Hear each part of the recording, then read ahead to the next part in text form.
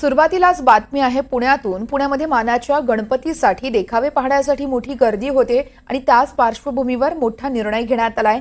आजपासून पुण्यातील मध्यवर्ती भागातील प्रमुख रस्ते संध्याकाळी 5 नंतर वाहतुकीसाठी बंद असतील। लक्ष्मी रस्ता, शिवाजी रस्ता, बाजीराव रस्ता, टिळक रस्ता वाहतुकीसाठी बंद केला जातोय। वाहन चालकांना पर्यायी मार्गाचा वापर करावा लागणार आहे। त्यामुळे आता पुण्यामध्ये येणाऱ्यांनी बंद झालेले रस्ते आणि पर्यायी मार्ग हे पाहूनच पुण्यात देखावे पाहण्यासाठी यावं, असं आवाहन प्रशासनाकडून केलं जात आहे। या संदर्भात सूरज कसबे हे आमचे प्रतिनिधी आहेत आपल्यासोबत, ते आपल्याला अधिक माहिती देत आहेत। सूरज, आपण बघतोय पुण्यामध्ये गणपती बाप्पाला पाहण्यासाठी अनेक लोक गर्दी करत असतात, मुंबईहून देखील अनेक लोक येत असतात। त्याच अनुषंगाने आता वाहतुकीत बदल केले जात आहेत। नेमक्या कोणत्या पर्यायी मार्गांचा वापर करण्याचं आवाहन प्रशासनाकडून केलं जात आहे?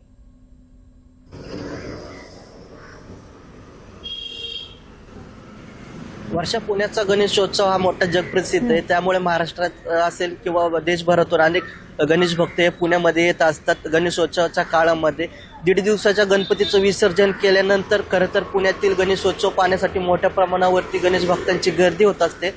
ही होणारी गर्दी लक्षात घेता पुणे पोलीस आयुक्तालयाच्या वतीने शहरातील मध्यवर्ती भागातील जे रस्ते, ज्या ठिकाणी मानाचे गणपती बसलेले आहेत, अन्य जे प्रसिद्ध मंडळ आहेत, गणेश मंडळ, या ठिकाणी जे जाणारे रस्ते ते पूर्णपणे वाहतुकीसाठी बंद केलेत। आणि त्याचबरोबर शहरातील जे अंतर्गत रस्ते ते सुद्धा सायंकाळी 5 नंतर देखील बंद करण्यात आले। यामध्ये प्रामुख्याने ज्या लक्ष्मी रस्ता असेल, शिवाजी रस्ता असेल, बाजीराव रस्ता आणि टिळक रस्ता, या जे रस्ते आहेत मध्यवर्ती भागातील जे प्रमुख 4 रस्ते आहेत, या ठिकाणी जे मानाचे गणपती असतात ते विराजमान असतात। त्याचबरोबर अनेक बाबू गेंडू मंडळ असेल, भाऊ रंगारी असेल, श्रीमंत दगडूशेठ हलवाई असेल, अनेक महत्त्वाचे गणपती मंडळ सुद्धा याच रस्त्यावरती आहेत। त्यामुळे हे पूर्णपणे वाहतुकीसाठी बंद करण्यात, तुलनेने जे दुसरे जे अंतर्गत रस्ते ते सुद्धा वाहतुकीसाठी बंद करण्यात आले। कारण सायंकाळी 5 नंतर या ठिकाणी जे गणपती मंडळाचे जे देखावे उभारण्यात आले ते देखावे पाहण्यासाठी मोठ्या प्रमाणावरती गर्दी होत असते।